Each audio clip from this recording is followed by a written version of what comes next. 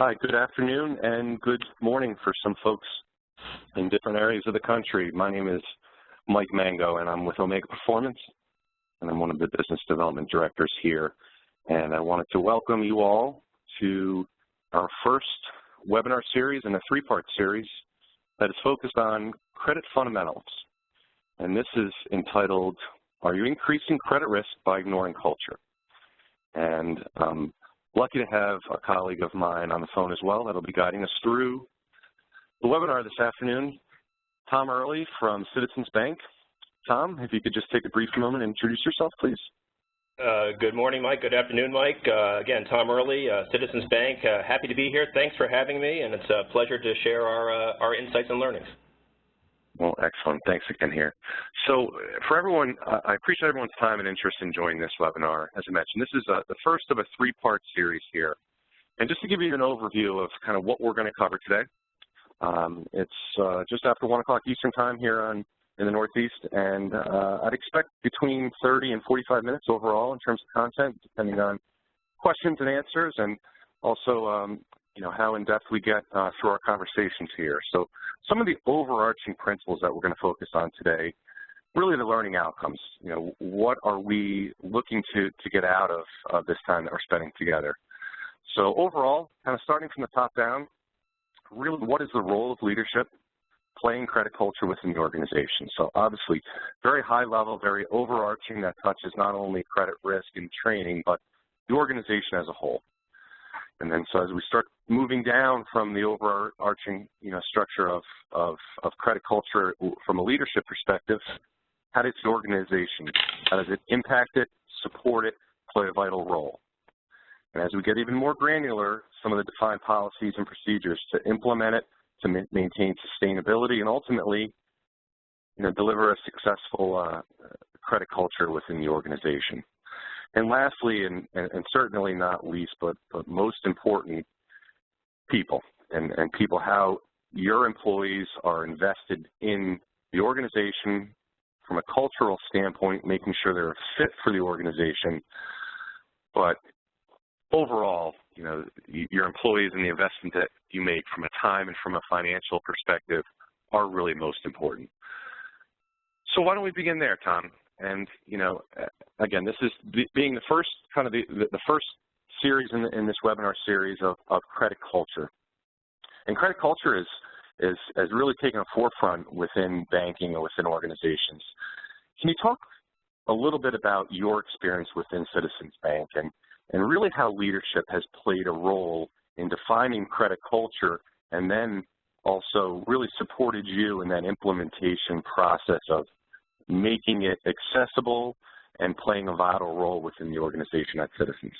Yeah, Mike, thanks again. Great question. One of the areas of focus for us primarily is at the leadership level is the articulation and consistency of messaging around the importance of building business acumen.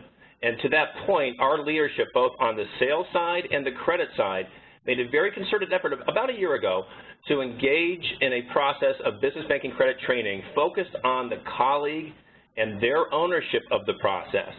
But our leadership at every step of the way took an opportunity to share the messaging, make sure they shared a shared vision, both on the sales side and the credit side, so that as we worked through the process with our colleagues and rolled out business banking credit training, the leadership, their reinforcement, their opportunity to engage at all levels of our organization was critical for our success as we moved through our sales colleagues to make sure that they had the very best experience. So a term you mentioned there, business acumen. So I like the term, but in your estimation, not only from you personally, but from the organization, tell me a little bit more about business acumen, what it means, how you define it, and ultimately, how important is it to the organization from an implementation standpoint? Yeah, so business acumen for us is a two-way street, right? So we want to make sure that as we go out and meet with our very best customers, our prospects, our community, that we are engaging them in conversations not just about where they are, but where they're going. And also at the same time, working with our credit partners to make sure that we are giving the very best information necessary. So as we work with our colleagues to increase their business acumen, it's essential that we have a shared experience both on the credit side and the sales side so that our customers feel the experience of having an engaged conversation and not just walking in and taking an order or doing anything other than understanding what's important in the business and making sure that our colleagues, our relationship managers, our business banking officers have great information and opportunity to help our customers continue to expand. Great definition. I appreciate the overall arching principle of business acumen, really how important it means to you within your role, but also the organization. So you know, if we look from a top-down support of credit culture from a leadership perspective, then you start looking at collaboration. So you have these different lines of business. You have a lot of, for an organization your size, you have all these different moving parts. How difficult, and what were some of the challenges that you faced in terms of collaborating with these different roles, with these different lines of business, in terms of, you know, having everybody on board with this is a leadership perspective on credit risk and a credit culture, and then collaborating with those different business partners in order to really generate a successful deployment? Well, great question. Again, it started at day one, and as we continued our planning for our installation of business banking credit training, we had all members of the organization represented in our planning discussions. It just wasn't the sales team, it just wasn't the credit team, it was a blended group that came with their perspective. And they were really able to help us articulate the expectation so that when we did work with our colleagues who were taking the program, experiencing the program, we had a clear understanding of what was important for them, where they needed to go, and we had support from all facets of our organization. I can't stress that enough, that our partnership within the internal organization helped create the success for us at the colleague level. So the leadership working together in alignment helped prepare our colleagues for great success as we went and undertook this business banking credit training, and ultimately as it heads out into the customer interaction. Great perspective. I appreciate that, Tom. Now, getting to kind of the next bullet point here, competitive advantage. Obviously, a very competitive market right now. In terms of how you approach elevating sales and credit concurrently, can you talk a little bit about how you feel it positioned you from a competitive perspective within the organization, but most importantly, you know, within the market? Well, it's essential that when our colleagues are calling on customers that they are providing value. And value, it can be perceived as knowledge shared and increased opportunity for growth and development. So what we would try to do, and what we do very successfully, is we make sure that our colleagues have the information and the education they need to be successful in working with customers who are engaged in a very vibrant market. Also, because of what we've done here, we've been able to attract some outstanding colleagues who wanted to join our organization. Very few organizations right now have the learning path that we are sharing with our colleagues, and it's outstanding to see the quality of colleagues that are coming to our organization that want to join our team. So it's really been a win-win for us, win for our customers, win for our colleagues, and also the leadership team here has made it very much of a focus point for us to continue to develop and grow our colleagues' career by way of business banking credit training and other programs.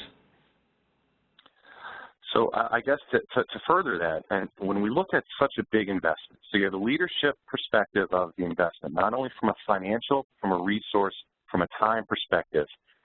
Can you talk a little bit about really how you measured the return on that? So you have the technology right. of the deployment, but right. ultimately you need to make sure that this investment is worthwhile from a time, from a financial aspect. So can you talk a little bit about maybe some of the analytics or how you measured, ultimately how you measured success? Sure. For first off, the colleague owns their learning path, right? So when we set up the engagement process where colleagues are enrolled in our business banking credit training, it's their responsibility to get the work done. It's their responsibility to work through the modules, to work with their managers, to make sure they understand the material. So it's really a colleague ownership and self-empowerment program. At the same time, our reporting structure is so rich. at the very beginning of our process, and one of the key critical points we look for when we engage business banking credit training is, what's the reporting look like? How can we get down to the granular level so that we understand exactly the commitment that the colleague is making, the commitment the manager is making, and the growth that we're seeing? And part of the program that we see great growth in is our pre-module experience and our post-module experience, where we can see a lift in education, learning, and applicability. So one of the very first metrics we look at is engagement, how quickly colleagues are working through the program, how quickly colleagues are engaged, are they scoring well, are they having any issues around the material, and then our managers are doing an excellent job of reinforcing that material, and that feels very good to us in that we have a full leadership down and colleague up experience, which then transfers to better customer experiences and richer discussions with our credit group as we work to fulfill our customer needs. So as you can probably relate, especially when you're dealing with leadership, in terms of black and white and seeing on paper what that investment is and really what the return on that investment, can you talk a little bit about the reporting and what their reaction was to being able to quantify this overarching strategy of, we're making an investment, now we have some analytical data to substantiate that? Can you talk a little bit about their reaction?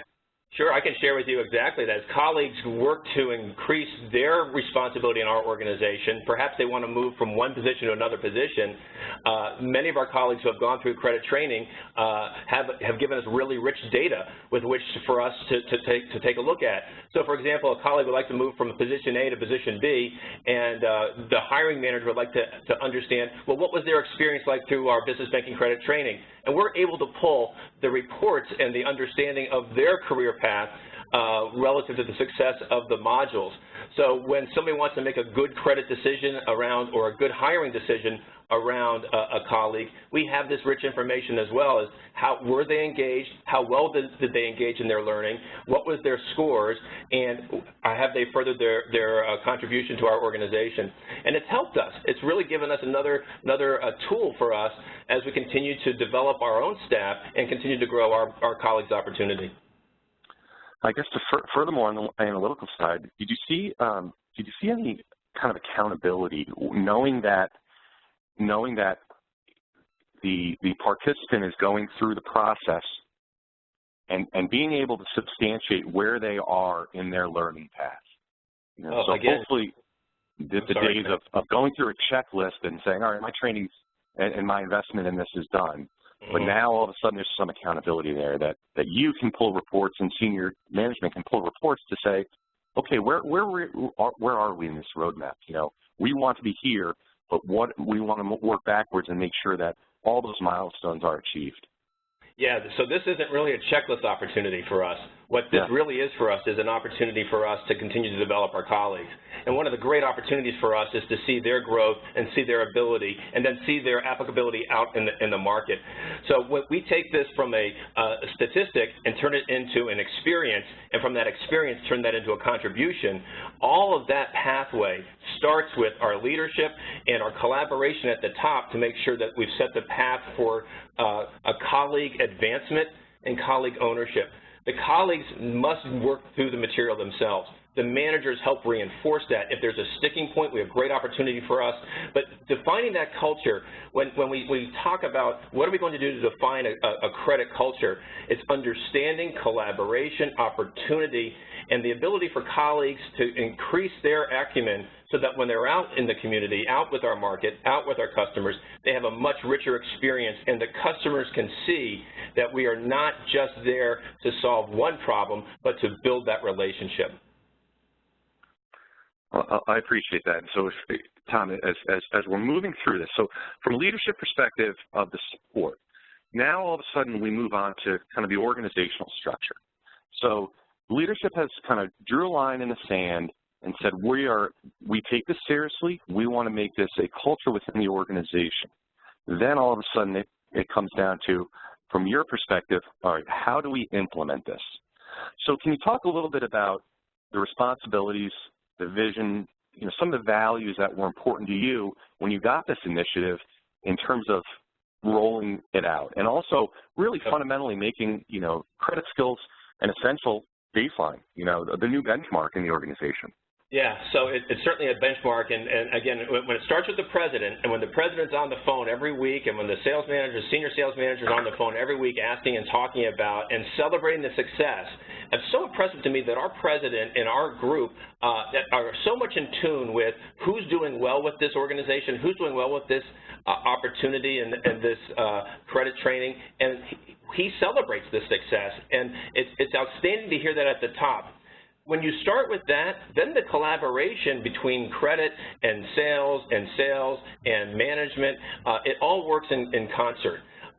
What happens is when leadership continues to put that out there, the organizational structure falls in line for us so that the credit side and the sales side work in concert as we work through to make sure that our colleagues with superior credit skills are communicating appropriately and making sure that the customer's needs are met. That critical information, that opportunity for us to gain rich information from our customers because we're asking better questions really takes hold.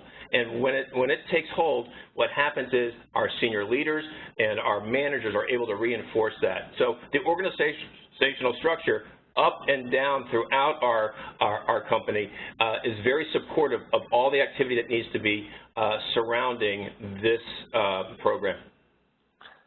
So you make a very interesting point there, Tom. So the leadership has defined that credit risk culture is important. However, the regional calls, the regional president that you mentioned there is reinforcing that. So I think the reinforcement is important. It's not as though the idea of setting a credit culture is said and then moved on to the next responsibility. It's said, it's implemented, and then it's reinforced. Yeah, and it's not just our regional, Mike. It's the senior level. I mean, our senior president, our president, it starts at the very, very top of our organization and continues to cascade down, which is interesting because they know exactly how well our colleagues are doing, and it gets all the way down to the colleagues understanding this is important. And that messaging is so critical, and then we can see that in terms of engagement at the customer level as well. So that defining that customer, that credit experience starts at the top, but it manifests itself down at every level of organization. So, and that's really great insight, Tom. So all of a sudden we're down at the organizational structure then, and then you start talking about really from an implementation standpoint, from a day-to-day perspective, and I'll move on here to. As everyone can relate, the policies, the procedures, really the processes that drive expectations within the organization. So as we're starting at the high level of the overarching leadership and support, and we're really getting down to more of the granular level of, okay, we need to define and set clear expectations for all levels of the organization. So getting back to the implementation phase of this, how much of a challenge was it to really set clear and concise expectations within the team? Again, I sound like a broken record, and I apologize. This was not a nice to have. This was a must do. In order for us to distinguish ourselves, in order for us to, as an organization, to have colleagues who were distinguishing themselves in the market, in order for us to have colleagues that were engaged in their learning path, engaged in their career, and engaged in their opportunity, it was important for us to provide an opportunity where they could manage their business acumen, right, increase it, and also manage the pace, the timing, and the investment they make. We found very quickly that we had a group of colleagues that grabbed onto this enrollment and went through the process at an exceptional rate. And when they did that, they were able to go out and immediately use some of the material that they learned in some of our credit training in customer interactions. And they were able to come back, report back great success.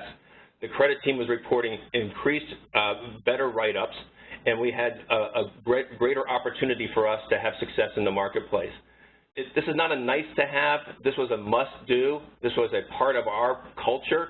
And to establish this and reinforce it, it was through our measurement, our expectation, and our communication. And I guess to furthermore on the communication side, in terms of setting realistic expectations for the team, especially from a time and a resource standpoint. Yep. I don't want to speak on your behalf, but I imagine that's a big challenge because these folks have responsibilities throughout the day, and to find time to embrace this initiative, follow through on it, and ultimately report back measurable, data and analytics to support that. How much of a challenge was that? Yeah, well, first off, we were given good guidance as to what the time investment would be around a learning path. So we knew primarily what it would take for us to have a successful business banking officer go through a business banking credit training module. And we knew what our relationship manager, what it would take. And then it was creating the learning path. And it was made very obvious to us very quickly that the colleagues took the information, took it seriously. We over-communicated. We made sure that we had lots of opportunities on how to enroll, what to take, what to do, and their experience, so that the market manager, the managers of the relationship managers were able to communicate that. But we had a pretty good understanding of what the time investment would be. Again, we don't diminish goals. We didn't diminish any other activity. This was just an added enhancement that, as our president says, this is for you. Go do. Make sure you understand it. So this was designed for them to make sure that they had a good opportunity, and the technology helped us. Having the technology, having the experience through the web, able to reinforce that was very paramount in our decision making. So a little bit of a tough question for you here, Tom, but it relates to sustainability. So obviously a big investment from the top down, time, financial. Yep. You don't want this to be a one-off transaction. So this is ingrained in the organization, and you want to make sure to measure success that it's sustainable. How did you approach that from a forward, looking perspective? I have two anecdotes for that. Anecdote number one, I have colleagues that have worked through our existing learning path, and they've already raised their hand to say, what more can I learn from? What other modules can I take? And we've had multiple colleagues who have raised their hand to say, thank you for what you've done. What can we do now? What additional training can I take? I like the cadence and the material, and how can we do it? And the material is challenging. The job aids are outstanding. But the sustainability starts with colleagues who are engaged and want to continue down the path. That's item number one. Item number two, I've had a colleague that just recently started with us, heard about the impact that business banking credit training made with them, and raised their hand very quickly and said, when do I get enrolled? How do I get into this? And how can I help start my path? Which is outstanding. So I have colleagues who have been with us a long time, long tenured, and new to the bank colleagues that are both engaged in this process. And those are the populations that are important to me. So it's essential that we have great technology, great reinforcement, and great opportunity. And then the sustainability comes about skills application. How do you apply those skills once you finish the modules? And we handle that in another setting, in a classroom setting as well. So I guess to follow up on that from a sustainability, and you mentioned that application piece, which is so important, not only for their business acumen, but most importantly for the customer, so that they're identifying the needs and addressing and asking questions that they may have not either thought of before or been prepared enough before to do so. So when you really look at, the sustainability of the program and measuring success against that, to have that support from the top down, have the analytical background to support it, but back to the engagement and that business acumen and improving that business acumen, just paramount and a lot to be said for that. So I guess kind of moving on to the next step and really kind of bringing it full circle is the impact on your individuals, on your people, on gaining that competitive advantage, not only for the customer but also internally. Finding those new, whether new to the bank or new to the organization if they're changing lines of business, but also the sustainability and that shared responsibility of the entire organization. Can you talk a little bit about the full circle aspect of how this has affected your individual participants and colleagues? Yeah, so we start with leadership vision, right? And we go right into process. And we need to make sure that our process and our people are aligned. And then once we have that alignment, we make sure that we are aligned as a group with our credit policy to make sure that we are fulfilling all the dictates that are set forth with us. And then we go out and meet with the customer, and we help our customers expand their opportunity. And then as we work through it, we also help our colleagues with their opportunity and their career pathing. And then, as you said, it comes to a full circle in that if the vision is set out, setting that credit culture vision out and understanding that once it's set out there as an aligned partnership between our sales team, our credit team, and all invested in the success of this, how does that shape out into an interaction at the customer level? And we work through several strategies to make sure that there's reinforcement, there's opportunity for skill application, and there's skill improvement. Again, these modules are not easy. The material is rich with opportunity for us to enhance our client and our customer's skills. And because of that, one of the opportunities for us is to help our managers manage better. And helping our managers manage the credit process and the tools available to us to do that have been essential to our success. We've had great opportunity to help colleagues who were stumbling perhaps on sources and usage or other opportunities within the credit structure where our managers have been able to help us and help the customer and colleague improve their business acumen. So back to the fundamental focus and to the point you made earlier about business acumen, solidifying that investment from a time, from a resource perspective, but also adding in that element of mentoring and coaching, which I know in the short term here over the last few credit cycles here, that mentoring and that coaching aspect really took a back seat from a priority standpoint. Can you talk a little bit about how important the coaching aspect was and empowering these managers to manage on a day-to-day basis, but also from a long-term perspective for sustainability of the organization? Yeah, I would say that it never took a back seat for us, but when we engaged the business banking credit training here for us, it was an enhancement to us. And one of the areas of focus for us is it was consistent, there's application, there's feedback, there's ability to see customer and colleague advancement. On the customer side, we can see that we are tackling more complex issues. We are doing a better job with our communication with our credit team. On the colleague side, we're seeing that they're able to be more conversant and understanding of complex concepts. The cool thing about this is that sometimes some of our colleagues finish some of the modules and then they're out at a call or they're out at a meeting and they're in a joint conversation with a customer and they're applying some of the information they just learned in some of our modules. And it's so exciting for us to hear back in colleague development here where the material that they discussed through the business banking credit training was helpful to both them and the customer in making a much better decision. So the mentoring and coaching is crucial for us because it helps our managers set up the stage for more success with our customers and our colleagues. So that's a fairly short time frame from an implementation and development standpoint to really seeing some of the tangible results, which I think is a credit. Right? Yeah. Right? If you set up a culture, and again, it started with the top with us, there was a commitment at the very top to be excellent at this, and our colleagues could see that. Because as I said before, we have colleagues new to the organization asking for this right away, and we have colleagues who have gone through several iterations of this asking for more. And that is an opportunity for us to say, you know what, we've hit the sweet spot. We're able to help our colleagues increase their ability to serve our customers and our markets in a much more robust fashion. Well stated, Tom. I appreciate that insight. So let me take a quick time check here. We're coming up on 1:30 Eastern time here, and I want to make sure that we have enough time to take some questions here. So as the questions are starting to come kind of through the chat line here, let me just take a brief pause, kind of analyze kind of where we are in terms of some questions, and maybe we'll address some of these questions that are coming in, Tom. Okay. We'll do a quick recap, and then we'll let people get on to the rest of the day. How's that sound? All right. Sounds good. Thank you.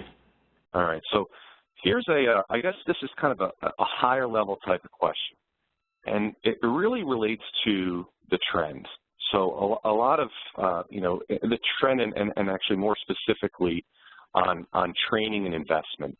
Mm-hmm. So as I can relate when I went through my credit training with the binders, and the binders that still sit up in my desk and I can access whenever I want to. How has technology, how has the trend changed, your job in terms of implementation, but also what do you expect kind of moving forward? Right. So we are asking our colleagues to do a lot every day, and to make our information accessible to them, to make the learning so they can learn at their time, on their cadence, was very, very important. But at the same time, the job aids that have been made available, the opportunity for us to offer skill application labs where we take the information and bounce it up against real-life case studies, that has been a real good mix. So what we see as a nice blend, have the colleague have ownership and opportunity, and then the second part of the process would be opportunity for rich engagement among peers, among management, and then among leadership. Well stated from an investment standpoint, obviously. Maybe we have time for one more question here. So here's another tough question here, not to put you on the spot here, Tom, but inevitably with the way the market has been and how competitive the market has been, there is inevitably going to be some turnover here. Mm-hmm. We focus on, and your focus has been on not only the new, but also the experienced individuals that you have within the organization. Can you talk a little bit about best practices? People are going to come and go. Unfortunately, that's a reality of the market. But how has you mentioned that, and I know from my perspective that there are not many banks that have addressed it and taken this approach. How have you been able to use this perspective and this credit culture down to the granular level of implementation, really as a benefit for retention, but also for recruitment? So what's the value proposition of our organization? And our value proposition is to really create great value for our shareholders, our customers, our communities, and our colleagues. And in order to create great value, we have to create great opportunity. And to create great opportunity, what we need to do is show them a clear path. And our organization has undertaken several initiatives to make sure there's a clear path, a clear understanding, clear accountability, and then ultimately clear responsibility both in the colleague and the leadership to make sure that that path has a opportunity to be executed. And then there's reinforcement. So again, colleagues may come, colleagues will engage in a process. If colleagues choose to move on, I think they'll find that wherever they go, there won't be the accountability, the framework, or the investment in their own careers. And sometimes, at some point, some colleagues do tend to come back. But it's an opportunity for us to create value, both for the customer, our communities, but also our colleagues. And this investment by our organization, starting with the senior leadership, has been outstanding. It's been an easy job for me to see the success in that as you start to implement this, you start to see the wins. You start to see colleagues get wins. You start to see customers get wins. And by and large, our organization will continue to drive great results because of the business acumen that has been improved through business banking credit training. So back to that focus on business acumen being driven by the leadership. So, very, very sound points. So I want to be mindful of everyone's time here. Let's do a quick recap. Let's just make sure that, as the time that we spent here, we talked about leadership, the role it plays, and obviously how vital it is within Citizen Bank's organization. We talked about a little bit of the organizational structure. So the decision's been made, support, financial as well as time, investment, and resources. That the organizational structure needs to be in place in order to support, that focus. Getting more granular down to the policies, the procedures. Really, ultimately, how do you measure the success of this investment? And most importantly, how do you build on that success for sustainability? And lastly, back to supporting the strong culture to the people, the investment that you're making sure that it's a place that you can retain people, bring new people on, and ultimately, from a successful organization, gain market share and solidify ourselves in a very competitive market. So with that said, before I wrap up here, Tom, thanks for your time. Thanks for your insight. I appreciate it very much so. As a kind of a brief housekeeping here, kind of the next steps. So this, as I mentioned before, this is the first in a 3-part Credit Fundamentals web series. It is recorded. everyone that has participated will get a link to it, so you can refer back. So getting even more granular on this credit culture, down to the basics, back to the basics of credit fundamentals. We have our second webinar on April 6th at 1 o'clock Eastern Time, and we've also, to support this this credit culture, we have a white paper on our website, as well as be an upcoming blog post. So with that said, you can always contact us on our website, solutions also at solutions@omegaperformance.com. Tom, thanks again for your time, your insight. I think this is a time well spent, and I look forward to the feedback from all the participants. And with that said, I'll say goodbye to everyone. I hope everyone has a great rest of the day, and thank you again for joining us today. Thanks, Take Mike. care, Thanks everybody. for having us. Thanks, Tom.